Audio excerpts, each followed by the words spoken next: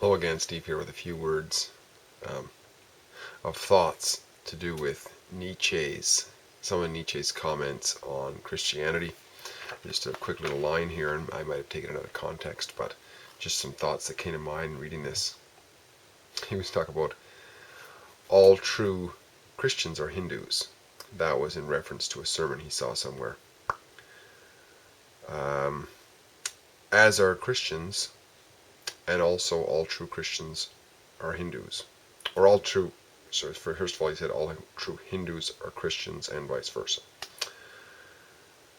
As a matter of fact, however, the interchange of such words and concepts as these, which have a mixed meaning, is not altogether honest, as it lands the poor of spirit in total confusion. If by Christian is meant faith in an historical event or in an historical personage, I have nothing to do with it. If, however, it signifies briefly a craving for salvation or redemption, then I can set a high value upon it, and do not even object to its endeavor to discipline philosophers. I kind of like that because it resonates with me, as I've said before. When I look at these old texts, I like to sift out what is a sideshow going on. The whole story about the personage, trying to put that guy up on a pedestal, or that entity up on a pedestal, when, if we were to take it as something about ourselves, right? The learning experience has to take place in here. So I rather take the messages of the so-called master within that. I like to use the example of the Bible, the Gospels, right? There's the sifting out, the vast majority of just fluff. It's the guy's lineage and where he came from and blah, blah, blah. All that has no bearing whatsoever on what's being said here and there. The little nuggets that are said here and there. Because those are nuggets pointing towards a guy's concept of salvation. Here's how you can make yourself a better person. Here's how you can get to know yourself a little bit better. Those are kind of redeeming recommendations. Those are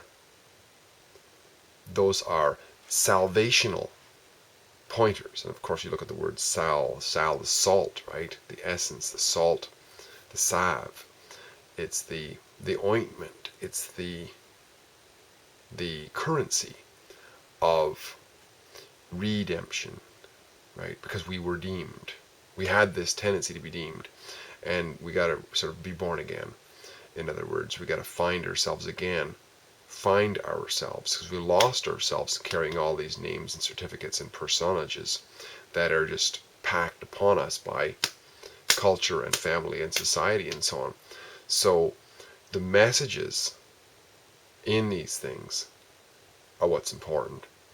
So a lot of times what happens is, I've talked about it before, with these situations, you can clearly see it once you start to open up, is, there's this masterful individual who's got often a very profoundly rational teaching, and then it gets packaged up for political reasons and so on by the priestly classes and so on, the control freaks of the world, to create religions which are, romanticized tales surrounding the significance of his family and all. It's all rubbish. It's nonsense.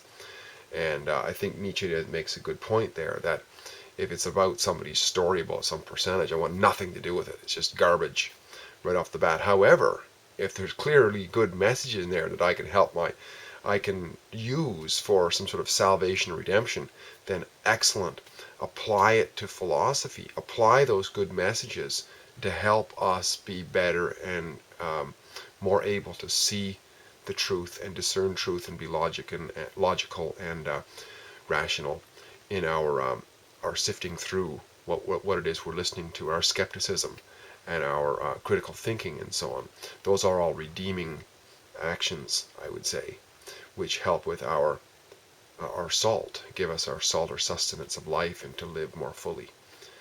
And I think it's very valuable. I think it's a great statement that Nietzsche ran across there, and I really enjoyed it. I want to share it. So, enough for that. Steve here again. Great chatting. We'll talk again soon. Bye for now.